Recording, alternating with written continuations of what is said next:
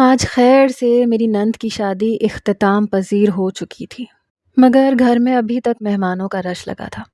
میری ایک ہی کنواری نند تھی اور بڑی لاڈلی تھی۔ اسے اپنی شادی کے تمام چاؤ پورے کرنے تھے اور میری کمر تو بالکل تختہ ہو چکی تھی۔ میں گھر کی بڑی بہو تھی اور ساری ذمہ داری میرے کندھوں پر آن پہنچی تھی۔ اوپر سے گھر مہمانوں سے بھرا پڑا تھا۔ شادی ختم ہو گئی تھی، مگر مہمانوں نے آج کی رات بھی یہیں قیام کرنے کی سوچی۔ بارات میرج ہال میں ہی تھی، رخصتی بھی وہیں سے ہوئی تھی۔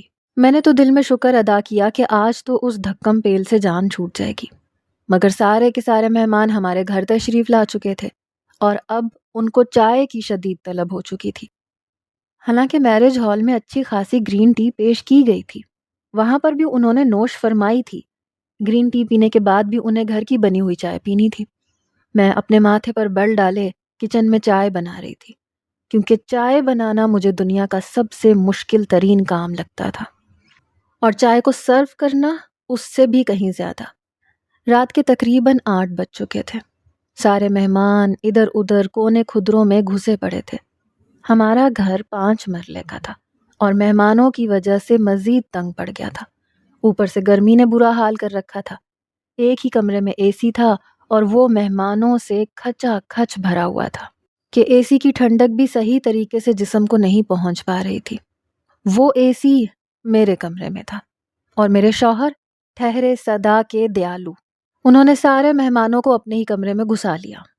میری شادی آؤٹ آف فیملی ہوئی تھی اور یہ فیملی کافی زیادہ بڑی تھی۔ 3 بھائی تھے، 4 بہنیں۔ آج چوتھی اور سب سے چھوٹی بہن کی رخصتی کا دن تھا، جو کہ اختتام پذیر ہوا تھا۔ مجھے لگتا تھا کہ میرا خاتمہ بھی ساتھ ہی کر دیا گیا ہے، کیونکہ دونوں بہنوں کے چونچلے اور ان کے چھوٹے چھوٹے بچے ان کی فرمائشیں پوری کرتے کرتے میں تو پوری شادی میں ہلکان ہو گئی تھی۔ میری تو مت ماری گئی تھی۔ مجھے تو ذرا بھی مزہ نہیں آیا تھا۔ شادی میں بس مصنوعی چہرے پر مسکراہٹ سجا کر سب کو پیش کر رہی تھی۔ اندر سے تو ایسی جلن اور کڑن تھی کہ ختم ہونے کا نام ہی نہیں لیتی تھی۔ کم از کم آج تو مہمان اپنے اپنے گھروں کو چلے جاتے، میں نے دل میں شکوہ سا کیا۔ مگر نہ جی، مجھے تو لگتا تھا کہ مہمان 3-4 دن مزید رہیں گے۔ آخر کو ان کا میکا تھا اور سب سے چھوٹی اور لاڈلی بہن کی شادی کوئی مذاق تھوڑی ہے۔ میں بڑبڑاتی ہوئی چائے بنا رہی تھی۔ 5 منٹ کے لیے بھی کھڑا ہونا دشوار لگ رہا تھا کہ جلدی سے چائے بنے، جان چھوٹے اور میں بستر میں گھس جاؤں۔ ایسا دل چاہ رہا تھا میرا۔ چائے بنی تو میں کپ ٹرے میں سجا کر کمرے میں داخل ہوئی تو بچے ادھر ادھر سو رہے تھے جہاں پر انہیں جگہ ملی۔ اے سی فل اسپیڈ میں چل رہا تھا، مگر کمرے میں حبس پھیل چکا تھا۔ شادی میں کباب کھا کر آنے والے مہمان اپنی اپنی گرمی چھوڑ رہے تھے۔ میں نے منہ پر مسکراہٹ سجاتے ہوئے اپنی ساری نندوں کو چائے سرو کی۔ انہوں نے مجھے بھی پاس بیٹھ کر چائے پینے کا کہا، پر میں نے انکار کر دیا، کیونکہ مجھے ابھی کچن کا بکھیڑا سمیٹنا تھا۔ شادی ہال سے جو کھانا بند کر آیا تھا اسے فریج میں رکھنا تھا، تاکہ کل اسی سے کام چلا لیا جائے اور مجھے ایک نئے سرے سے کچھ بنانا نہ پڑے۔ آس پڑوس کے گھروں میں بھی کچھ کھانا بھجوانا تھا۔ اتنے سارے کاموں کا بوجھ میرے دماغ پر تھا۔ بھلا میں سکون سے چائے پی کر کیسے سو سکتی تھی؟ ذہن میں یہی سوچا کہ چلو تب تک کمرہ خالی ہو جائے گا اور میں آرام سے سو سکوں گی۔ میں نے فٹافٹ کچن کے سارے برتن سمیٹے، کھانا ڈونگوں میں ڈال کر فریج کے اندر رکھ دیا۔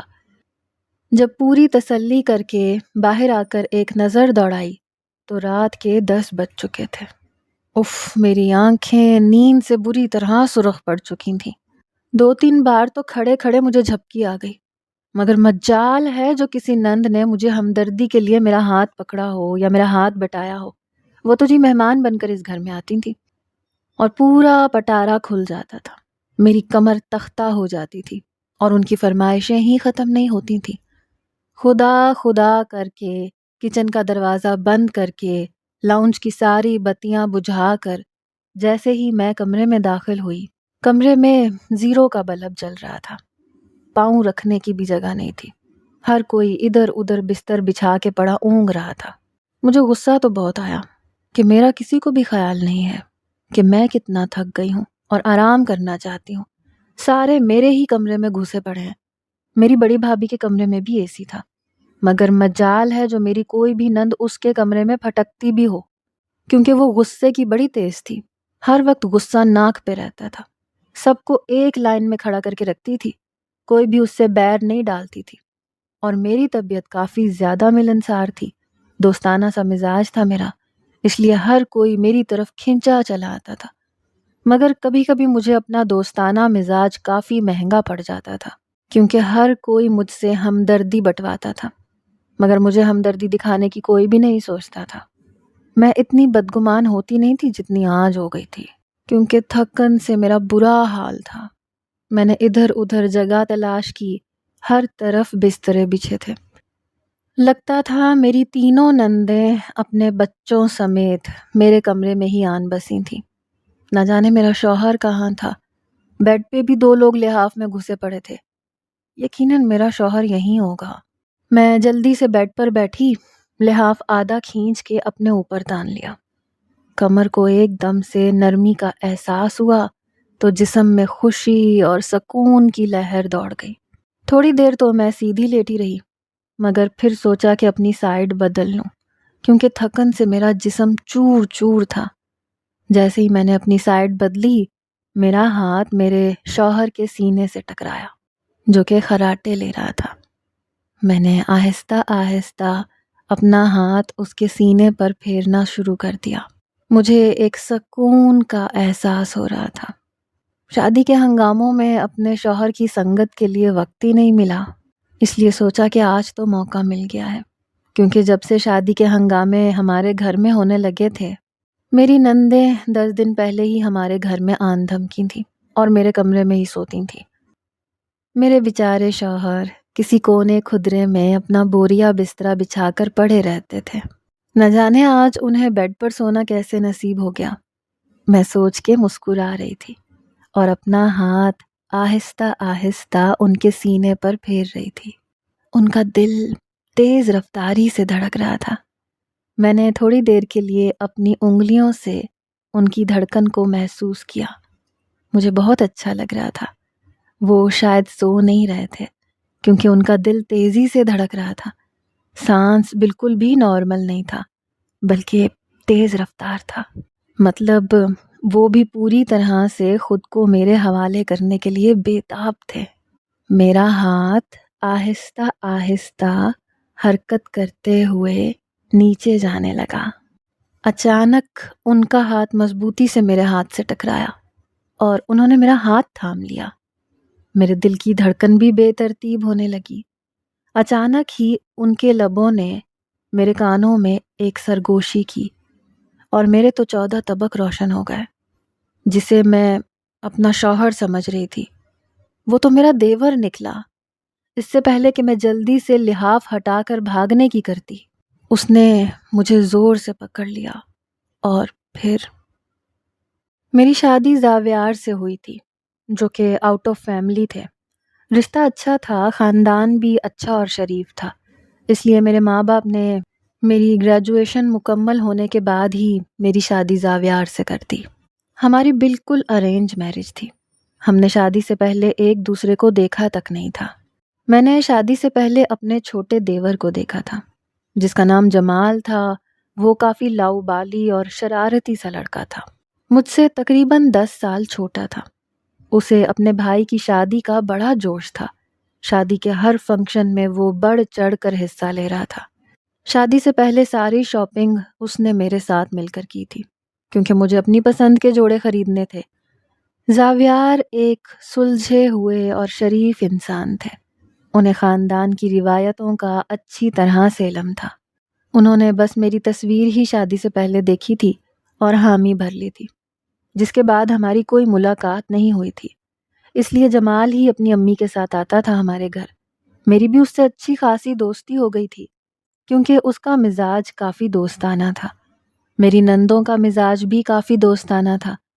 شادی سے پہلے تو میرا ہر نخرہ اور خواہش انہوں نے پوری کی تھی، کیونکہ ان کا کہنا تھا کہ ہماری پہلی بھابھی تو کافی زیادہ کھڑوس قسم کی ہے، وہ کسی سے گھلتی ملتی نہیں ہے، اپنے کام سے کام رکھتی ہیں، مگر تم بہت زیادہ خوش مزاج لڑکی ہو، تمہارے ساتھ تو بہت ہی مزہ آئے گا۔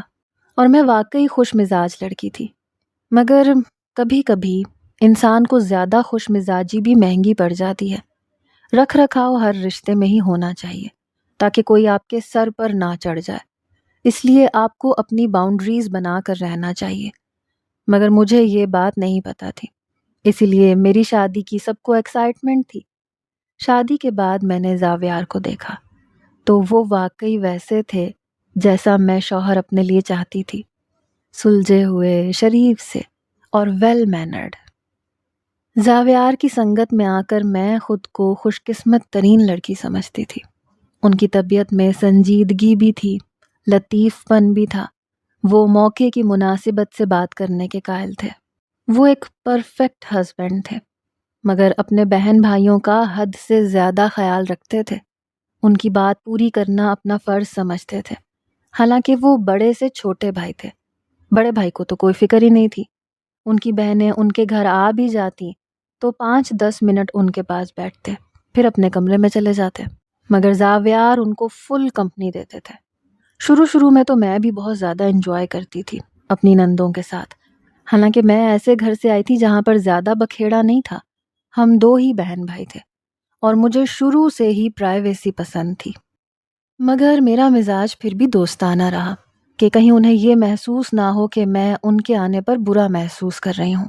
حالانکہ جب بھی وہ آتی تھیں تو گھر میں اچھا خاصا بکھیڑا مچ جاتا تھا۔ ان کے بچے کبھی کوئی چیز توڑ دیتے، کبھی کوئی، مگر میری ساس اور زاویار اپنے ماتھے پر بل ڈالے بغیر ان کے لاڈ اٹھاتے رہتے تھے، کیونکہ میری ساس کو اپنی بیٹیوں سے بڑا ہی پیار تھا اور ان کے بچوں میں ان کی جان بستی تھی، اور میں نے بھی کبھی کسی کو شکایت کا موقع نہیں دیا تھا۔ مگر اچھائی جب حد سے زیادہ بڑھنے لگے تو گھٹن بڑھ جاتی ہے، اسی لیے ہر چیز اعتدال میں ہی اچھی لگتی ہے۔ میری شادی کو تقریباً 2 سال ہو گئے تھے اور میری کوئی نہ کوئی نند ہر ویکنڈ پر ہمارے گھر میں موجود ہوتی اور 2-3 دن گزار کر تو جاتی تھی، اور میری تو مت ماری جاتی تھی۔ میں نے زاویار سے پھر بھی کبھی شکوہ نہیں کیا تھا کہ میں بہت تھک جاتی ہوں، کیونکہ زاویار حد سے زیادہ اچھے تھے اور اپنی بہنوں کے معاملے میں بہت اچھے تھے، بلکہ میرے معاملے میں بھی بہت اچھے تھے، میری بھی ہر چیز کا خیال رکھتے تھے۔ میرا دیور بھی ہر وقت میرے آگے پیچھے گھومتا، بھابھی بھابھی کرتے نہ تھکتا۔ اس کی عمر اب تقریباً 16 سال ہو چکی تھی۔ اکثر ہی مجھے بنا دوپٹے کے کچن میں کام کرنا پڑتا اور وہ بغیر دستک دیے آن ٹپک پڑتا۔ اب وہ کافی بڑا بڑا سا لگنے لگا تھا، اس لیے میں شرم محسوس کرتی تھی اور اس کے ساتھ ہی اپنا دوپٹہ جلدی سے سینے پر پھیلا لیتی تھی، کیونکہ اب اس کی نظریں بھی کافی حد تک بدل چکی تھیں۔ ان میں وہ بچپنا نہیں تھا جو پہلے ہوا کرتا تھا۔ اب وہ بڑا مرد بن رہا تھا، اسے معلوم ہونے لگا تھا کہ مرد نسوانی وجود کے اندر کیسے سکون تلاش کرتا ہے، اور مجھے بے چینی ہونے لگتی تھی۔ حالانکہ اس نے کبھی مجھ سے ایسی ویسی کوئی بات نہیں کی تھی، ہاں مگر وہ اکثر ہی اپنے دوستوں کی باتیں مجھ سے شیئر کرتا رہتا تھا کہ انہوں نے آج ایسی لڑکی کو دیکھ کر سیٹی بجائی اور میں نے بھی ان کی دیکھا دیکھی سیٹی بجائی، بڑا مزہ آیا۔ اور میں اسے ڈانٹ دیتی تھی، کہتی تھی کہ تم اپنی پڑھائی پر زیادہ فوکس کرو تو اچھی بات ہے، ایسی چیزوں کے لیے عمر پڑی ہے۔ جب تم زاویار جتنے بڑے ہو جاؤ گے اور اچھی پڑھائی کرو گے تو ان کے جتنے کامیاب انسان بن جاؤ گے تو تمہارے لیے بہت ہی اچھی دلہن ڈھونڈ کے لاؤں گی، بالکل چاند جیسی۔ کہنے لگا کہ مجھے تو آپ کے جیسی دلہن چاہیے، اور میں اس کی بات سن کر حیران ہونے لگتی۔ میں کہتی کہ میں تمہیں خود سے بھی زیادہ حسین دلہن ڈھونڈ کے لا کے دوں گی، مگر وہ بضد رہتا کہ میں تو آپ کے جیسی دلہن لوں گا، اور میں اس کے سر پر چپت رسید کر دیتی۔ اب تو مجھے اس کے پاس بیٹھ کر عجیب سی بے چینی ہونے لگتی تھی۔ پہلے پہل وہ میرے کمرے میں بلا جھجک آ جاتا تھا اور میرے بیڈ پر دھڑام سے گر پڑتا، مگر اس عمر میں وہ ان سب چیزوں سے نا آشنا تھا اور مجھے بھی کوئی خاص فرق نہیں پڑتا تھا۔ میں اسے ہمیشہ اپنا چھوٹا بھائی ہی سمجھتی تھی، مگر جب سے وہ برے دوستوں کی کمپنی میں اٹھنے بیٹھنے لگا تھا، اس کے رویے اور مزاج میں اچھی خاصی تبدیلی آ چکی تھی اور اس کے دیکھنے کا انداز بھی اکثر بدل چکا تھا۔ اب میں زاویار کو کیا بتاتی کہ وہ دیور جس کی تعریفیں میں کرتی نہیں تھکتی، ایک دم سے اس کی کیسے شکایتیں ہونے لگیں۔ اس لیے میں اندر ہی اندر چپ رہتی میرے اس گھر میں کوئی پرائیویسی نہیں رہ گئی تھی۔ اگر اپنی نندوں سے جان چھڑواتی تو دیور گلے پڑ جاتا، سارا سارا دن میرے ارد گرد منڈلاتا رہتا۔ میری کوئی پرائیویسی نہیں تھی۔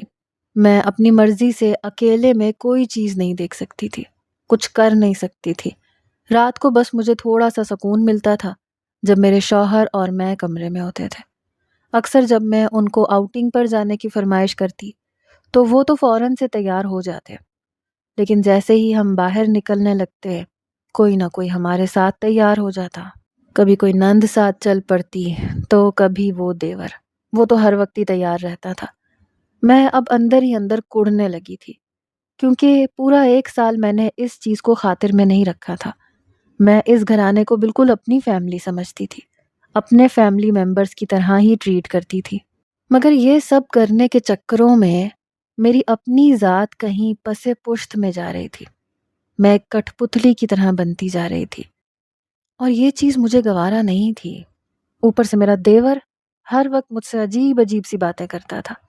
اگر فلم دیکھ کر آتا تو مجھ سے ڈسکشن کرتا جیسے میں اس کا کوئی جگری یار ہوں۔ پہلے تو میں پھیکی سی مسکرا دیتی، لیکن اب میں باقاعدہ چڑھنے لگی تھی۔ کبھی سر درد کا بہانہ بنا کے کمرے میں چلی جاتی، کبھی کسی کام کا بہانہ بنا دیتی، مگر اس سے تو جیسے کوئی اثر ہی نہیں ہوتا تھا۔ کبھی کبھی مجھے شمیم، جو کہ میری جٹھانی تھی، اور کبھی ان لوگوں کو سر پہ نہیں چڑھاتی تھی۔ اس کی شادی کو 7 سال بیت چکے تھے، اس کے 2 بچے بھی تھے، وہ اوپر والے پورشن میں الگ سے رہتی تھی۔ کبھی کبھی مجھے وہ صحیح لگنے لگتی تھی کہ اچھا ہے شروع سے ان کو کھینچ کے رکھا ہے، کم از کم اب اس کے پاس پرائیویسی تو ہے اور میرے پاس وہ نہیں ہے۔ اکثر رات کو میرے ساس سسر ہمارے کمرے میں تشریف لے آتے، کیونکہ اے سی چل رہا ہوتا تھا، اور وہ ساری گرمیاں 10-10 12-12 بجے تک ہمارے کمرے میں بیٹھے رہتے۔ میں کروٹ پر کروٹ بدلتی رہتی، بے چینی حد سے سوا ہوتی کہ اپنے ہی کمرے میں کوئی پرائیویسی نہیں ہے۔ مگر میرے شوہر کو بھی اس چیز سے کوئی خاص فرق نہیں پڑتا تھا، کیونکہ اسے اپنے ماں باپ بڑے عزیز تھے۔ وہ ان سے خوش گپیوں میں مگن رہتا، مجھے بھی حصہ ڈالنے کا کہتا، اور مجھے اپنی خوش مزاجی بڑی مہنگی پڑ گئی۔ میری ساس اب اکثر ہی شکایت کرتی کہ پہلے تو مہرین بڑی دوستانہ سی تھی ہمارے ساتھ، گھنٹوں بیٹھ کے باتیں کرتی رہتی تھی، اب نہ جانے اسے کیا ہوا ہے۔ اکثر ہی باتوں باتوں میں وہ مجھے سناتی تھیں، اور میں ان کو کیا بتاتی کہ اپنے ہی کمرے میں مجھے کوئی پرائیویسی نام کی چیز نظر نہیں آ رہی۔ آخر ایک انسان کب تک اپنے لبوں پر مسکراہٹ سجا کے دوسروں کی ناانصافیاں برداشت کرتا رہے؟ میں نے تو اب ڈھکے چھپے لفظوں میں زاویار سے بھی کہنا شروع کر دیا تھا، مگر وہ کہنے لگے کہ یار گرمی بہت ہے، بیچارے امی ابو اپنے کمرے میں گھبرا جاتے ہیں، تم تھوڑا سا صبر سے کام لو، میں ان کے کمرے میں بھی جلد ہی اے سی کا انتظام کروا دوں گا۔ اور میں اپنے شوہر کی بات سن کے خاموش ہو جاتی۔ وہ بھی بیچارے کیا کرتے، سارے گھر کا بوجھ ان کے کندھوں پر تھا۔ دوسرے بھائی کو تو کوئی پرواہ ہی نہیں تھی، اور تیسرا تھا ہی لاؤ بالی سا، اس کا تو بچپنا ہی ختم نہیں ہو رہا تھا۔ اس لیے میں اندر ہی اندر کڑتی رہتی تھی۔ میری چھوٹی نند بھی دیور کی طرح گھر بھر کی لاڈلی تھی۔ پہلے تو کوئی رشتہ اس کی ناک پہ چڑھتا ہی نہیں تھا، ہزاروں عیب نکال دیتی تھی۔ بڑی مشکلوں سے اس کے شایان شان کوئی رشتہ ہم نے ڈھونڈا، جو کہ فیملی کا اکلوتا بیٹا تھا۔ میری ساس تو بڑی خوش تھی، کہنے لگیں کہ میری بیٹی تو بڑی خوش قسمت ہے، نہ کوئی نندوں کا جھنجٹ، نہ ساس سسر کے رولے، اکلوتا بیٹا ہے اور الگ گھر میں رکھے گا میری شہزادی کو۔ اور میں اپنی ساس کی باتیں سن کے اپنے دل میں اچھی خاصی جلن محسوس کرنے لگی کہ اپنی بیٹیوں کے لیے تو ان کے اصول الگ ہیں اور بہوؤں کے لیے الگ ہیں۔ اب تو میرا دل واضح طور پر ان سے کٹ چکا تھا۔ یہ تو منافقت کی نشانی ہوئی، حالانکہ میں نے تو ہمیشہ ان کو اپنا سمجھا تھا، اپنے کمرے میں ہر وقت ان کا جھمگٹا لگا کر رکھتی۔ اور اب تو ہمارے گھر میں میری نند کی شادی ہونے والی تھی، اس لیے سارا بوجھ میرے شوہر کے کندھوں پر تھا، انہوں نے ہی سارا خرچہ کرنا تھا، اور میں نے سارے گھر کا بوجھ میرے کندھوں پر تھا، کیونکہ میری نندیں تو مہمان بن کر 10 دن پہلے ہی آن دھمکی تھیں، اور انہوں نے تو ہاتھ کھڑے کر دیے تھے کہ نہ بھائی، ہم تو اپنے گھروں میں سارا دن کام کر کر کے تھک جاتی ہیں، یہاں پر آرام کرنے آئی ہیں۔ تو میں ان کو کیا کہتی کہ مجھے آرام کی ضرورت نہیں ہے کیا میں انسان نہیں ہوں؟ مگر میں اپنی فطرت سے کیسے منہ موڑ سکتی تھی؟ جو خوش مزاجی میری طبیعت میں تھی، میں اس سے کیسے منہ موڑ سکتی تھی؟ اس لیے نہ چاہتے ہوئے بھی مجھے سب کچھ برداشت کرنا پڑ رہا تھا۔ میں تو انگلیوں پر دن گن رہی تھی کہ کب ان شادی کے ہنگاموں سے جان چھوٹے اور کب مجھے سکھ کا سانس نصیب ہو۔ اس کے لیے میں ترس گئی تھی۔ خدا خدا کر کے بارات والا دن آیا۔ بارات کا انتظام میرج ہال میں کیا گیا تھا۔ میری ساس کوئی کمی اور کسر نہیں چھوڑنا چاہتی تھی کھانے پینے میں، چاہے میرے شوہر کی جیب خالی ہو جائے۔ اب تو وہ اوور ٹائم بھی لگا لیتے تھے، رات کے 1-2 بجے تک آفس سے گھر نہیں آتے تھے۔ تب تک میرے ساتھ میرے ساس سسر ہی کمرے میں براجمان ہوتے تھے، اور میں کونے میں پڑے صوفے پر بیٹھی آہیں بھرتی رہتی کہ کبھی تو میری زندگی میں بھی بہار آئے گی اور میں اپنے شوہر کے ساتھ ایک اچھی صحت مند ازدواجی زندگی گزار سکوں گی۔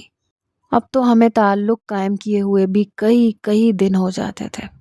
میری شادی کو 2 سال سے اوپر ہو گئے تھے اور میں ابھی تک امید سے بھی نہیں ہوئی تھی۔ مجھے ہر وقت تشویش لاحق رہتی، طبیعت میں عجیب سا چڑچڑا پن رہتا، اور جب خدا خدا کر کے رخصتی ہو گئی اور ہم سب لوگ اپنے اپنے گھروں میں آ گئے تو میرا جسم بالکل ہی درد سے چور ہو رہا تھا۔ یوں لگ رہا تھا جیسے اب میری ہمت جواب دے چکی ہے۔ مجھے اپنے شوہر پر بھی غصہ تھا، وہ بھی مجھے بالکل ٹائم نہیں دے رہے تھے، حالانکہ ہر وقت وہ مجھ سے اپنی محبت کا دم بھرتے تھے۔ میں کچن کے سارے کام نمٹا کر جیسے ہی کمرے میں داخل ہوئی، سب لوگ میرے کمرے میں معمول کی طرح خواب خرگوش کے مزے لوٹ رہے تھے، جیسے یہ ان کی ملکیت ہو، اور میں تو اس گھر کی کوئی نوکرانی ہوں جس کا مقصد صرف ان کی خدمت کرنا ہے، اور رات کو سونے کے لیے بستر بھی مشکل سے میسر آئے۔ بڑی غنیمت ہے کہ مجھے بیڈ پہ جگہ ملی تھی۔ مجھے تو حیرت ہوئی تھی کہ میرے شوہر بھی بیڈ پہ سو رہے ہیں، حالانکہ جب سے شادی کے ہنگامے شروع ہوئے تھے تب سے انہیں کونے والے صوفے پر ہی جگہ ملتی تھی اور وہ خوشی خوشی وہیں پہ سو جاتے تھے۔ میں جیسے ہی ان کے ساتھ لحاف میں گھسی، میرے اتنے دنوں سے سوئے ہوئے جذبات بھڑکنے لگے۔ آج تو میں نے مہمانوں کا بھی لحاظ نہیں کرنا تھا۔ اگر انہیں شرم نہیں تھی تو میں کیوں شرم کرتی؟ آخر کو وہ میرا شوہر تھا، میرا اس پر حق تھا، اور میری پیش قدمی پر انہوں نے بھی میرا ہاتھ مضبوطی سے تھام لیا تھا۔ ان کے دل کی دھڑکن بے ترتیب ہونے لگی تھی، مگر جیسے ہی میرا ہاتھ ان کے سینے سے تھوڑا سا نیچے گیا، انہوں نے میرے کان میں ایک سرگوشی کی، اور مجھے لگا جیسے میں اگلا سانس لینا بھول چکی ہوں، کیونکہ وہ سرگوشی میرے شوہر کی نہیں بلکہ میرے دیور کی تھی۔ کہنے لگا، بھابھی قسم سے آپ سینے سے لگی ہیں تو مجھے سکون آ گیا ہے۔ اس کی اس قدر گھٹیا بات سے میں تو اندر تک دہل گئی۔ تو کیا واقعی وہ مجھ پر بری نظر رکھتا تھا اور موقع کی طاق میں تھا؟ میں ایک دم سے لحاف ہٹا کر اٹھی۔ اب میرا ضبط بالکل جواب دے چکا تھا۔ یہ لوگ آخر مجھے سمجھتے کیا تھے؟ اور میری نیکی اور اچھائی کا اس قدر انہوں نے برا صلہ دیا کہ میرا دیور ہی مجھ پر بری نظر رکھنے لگا۔ اگر مجھے کوئی غلط فہمی ہوئی تھی تو کہہ دیتا کہ بھابھی میں آپ کا دیور ہوں، شوہر نہیں ہوں، اور میں پیچھے ہٹ جاتی، مگر اس نے تو انتہائی بدتمیزی دکھائی، اور بے باکی سے میرا چہرہ مارے حدت کے سرخ پڑ چکا تھا۔ اب ان سب چیزوں سے چھٹکارا پانے کا صرف ایک ہی طریقہ تھا، جو فوراً سے پہلے میرے ذہن میں آیا، اور میں نے اس پر عمل کرنا شروع کر دیا۔ میں نے زور زور سے چیخنا چلانا شروع کر دیا۔ میری جو نندیں خواب خرگوش کے مزے لوٹ رہی تھیں، ایک دم سے ہڑبڑا کے نیند سے اٹھی۔ میرا دیور بھی حواس باختہ ہو گیا۔ اسے شاید امید نہیں تھی کہ میں شور مچا دوں گی۔ میری چیخیں سن کر میرا شوہر بھی صوفے پر سے پڑا لحاف ہٹا کر منہ نکال کر دیکھنے لگا۔ میری حالت بالکل غیر ہو رہی تھی۔ اس نے جلدی سے اٹھ کے لائٹ آن کی۔ میرا دوپٹہ میرے دیور کے ہاتھ میں تھا۔ یہ صورتحال ایسی تھی جسے دیکھ کر سب کو سانپ سونگھ گیا۔ میری نندیں آگے بڑھیں، مجھے سنبھالنے کی کوشش کی، مگر میں نے طے کر لیا تھا، آج میں کسی کی نہیں سنوں گی۔ برداشت کی بھی ایک حد ہوتی ہے، اور نیکی کی بھی۔ میں اس نیکی کے چکر میں اپنی زندگی اور اپنا گھر نہیں برباد کر سکتی تھی۔ میری ہمت اب جواب دے چکی تھی۔ میں روتی ہوئی اپنے شوہر کے پاس آئی۔ اس کے بھائی کی طرف انگلی سے اشارہ کیا اور اس کے سینے کے اندر سر چھپا کے رونے لگی۔ وہ میرا اشارہ سمجھ گیا تھا اور اس کا چہرہ بالکل سرخ پڑ چکا تھا۔ حواس باختہ تو میرا دیور بھی ہو گیا تھا، کیونکہ اسے بالکل بھی امید نہیں تھی کہ میں اس کا بھانڈا پھوڑ دوں گی۔ میں جانتی تھی وہ جان بوجھ کے بیڈ پہ سویا تھا تاکہ موقع سے فائدہ اٹھا سکے، کیونکہ آج تو اسے کھلی چھوٹ مل گئی تھی۔ وہ کئی دنوں سے میرے پیچھے پڑا ہوا تھا، میرے کمرے سے نکلتا ہی نہیں تھا۔ اگر اس کا ارادہ غلط نہیں تھا تو پھر آج کیا کیا تھا اس نے؟ آج اس نے اپنی زبان سے اقرار کر دیا تھا، پھر میں کیوں چپ رہتی؟ اتنے زیادہ شور سے میری ساس اور سسر بھی کمرے میں داخل ہو چکے تھے۔ صورتحال ایسی بن چکی تھی کہ سب لوگ ایک دوسرے کا منہ تک رہے تھے۔ میرے دیور کو تو جیسے سانپ سونگھ گیا۔ میرے آنسوؤں نے سب راز کھول دیے۔ شوہر آگے بڑھا اور میرے دیور کے منہ پر تماچا مار دیا۔ میری ساس تو اپنا دل تھام کے بیٹھ گئی، کہنے لگی زاویار کیا ہو گیا؟ اپنے چھوٹے بھائی پر ہاتھ اٹھا رہے ہو؟ مگر زاویار آج وہ مرد نہیں تھا جو اپنے ماں باپ کے سامنے بولتا بھی نہیں تھا۔ آج وہ ایک شوہر بن کر میرا دفاع کر رہا تھا۔ کہنے لگا آخر میری بیوی نے آپ لوگوں کے ساتھ کیا کیا ہے؟ کیا برائی کی ہے؟ سارا دن وہ آپ کی فرمائشیں پوری کرتے کرتے نہیں تھکتی اور اپنے دیور کے نخرے اٹھاتے اٹھاتے نہیں تھکتی، مگر اس کی نیت میری بیوی پر اس قدر بری ہو جائے گی، میں نے کبھی سوچا بھی نہیں تھا۔ مجھے تو شرم آتی ہے اسے اپنا بھائی کہتے ہوئے۔ اب بھی نکلو فوراً میرے کمرے سے، میں تمہاری شکل بھی نہیں دیکھنا چاہتا۔ میرے شوہر کا اس حد تک تلخ رویہ دیکھ کر جہاں میرا دیور جہاں کا تہاں رہ گیا، وہیں میری نندوں کے موڈ بھی بگڑ گئے، اور میری ساس کو تو جیسے دل کا دورہ پڑنے والا تھا کہ ان کا فرما بردار بیٹا اپنی بیوی کی سائڈ لے رہا ہے۔ کہنے لگی مجھے تو پہلے ہی پتا تھا یہ لڑکی میرے بیٹے کو اپنی مٹھی میں کر لے گی، اسی بات سے میں ڈرتی تھی، اور آج یہ بات ہو گئی۔ ارے میرے جمال کو تو پتہ ہی نہیں ہے ان سب باتوں کا، وہ تو ابھی بہت چھوٹا بچہ ہے، یقیناً اس نے میرے بیٹے کے ساتھ کوئی گل کھلانے کی کوشش کی ہوگی۔ مگر زاویار کی ایک زوردار گرج نے سب کو خاموش کروا دیا۔ کہنے لگا میں کوئی بات نہیں سننا چاہتا، خبردار جو میری بیوی پر کسی نے الزام لگانے کی کوشش کی۔ میں اندھا نہیں ہوں، میری آنکھیں ہیں، میں دیکھ سکتا ہوں کہ اب یہ چھوٹا بچہ نہیں رہا، مگر میں اس گھر کا بیٹا ہوں اور اس گھر کا بھائی سمجھ کر آج تک سب کو ٹریٹ کر رہا تھا، مگر آج میں ایک بیوی کا شوہر بن کے سب کو کہتا ہوں کہ آج جو کچھ بھی ہوا ہے میں اسے نظر انداز نہیں کروں گا۔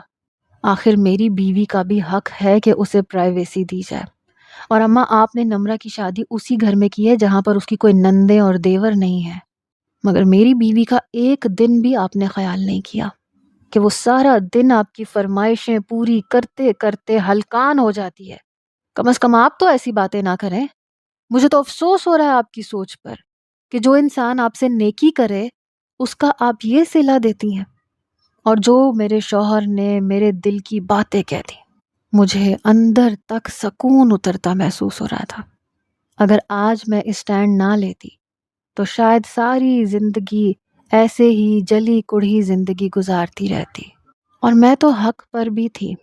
اگر آج میں اپنے دیور کو نظر انداز کر دیتی تو کل کو اسے مزید شے ملتی، اور وہ میرے ساتھ کسی بھی حد تک جا سکتا تھا، کیونکہ اس کے تیور مجھے اچھے نہیں لگ رہے تھے۔ میری نندیں اسی وقت لال ببو کا چہرہ لیے کمرے سے چلی گئیں اور منہ میں بڑبڑاتی رہیں کہ بڑی چال باز عورت نکلی ہے، ہم نے کیا سمجھا تھا اور یہ کیا نکلی ہے۔ مگر مجھے ان کی باتوں سے فرق نہیں پڑتا تھا، کیونکہ انسان کو نیکیوں کا صلہ ایسے ہی ملتا ہے۔ اس دنیا میں بغیر صلے کے کسی سے نیکی کرنا گلے میں پڑ جاتا ہے، اس لیے اپنی باؤنڈریز بنا کے رکھنی چاہیے۔ شکر ہے کہ اب مجھے عقل آ گئی تھی، ورنہ میں اپنی بے لوث طبیعت کی وجہ سے ماری جاتی۔